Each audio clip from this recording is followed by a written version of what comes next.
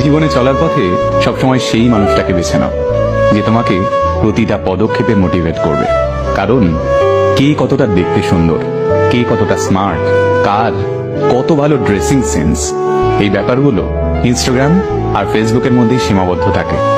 আর আমাদের জীবনটা রিলস কিংবা প্রোফাইল পিকচারের মতো পারফেক্ট হয় না।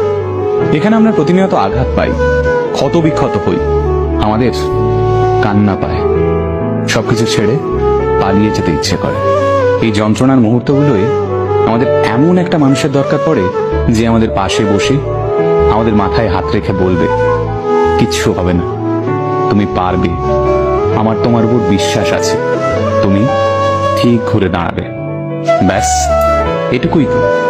তাই এইরকম একটা মানুষ খোঁজো, আর নিজেও এইরকম একটা ইন্সপায়ারিং মানুষ হওয়ার চেষ্টা করো। তাহলেই দেখবে জীবনটা অনেক সহজ হয়ে গেছে।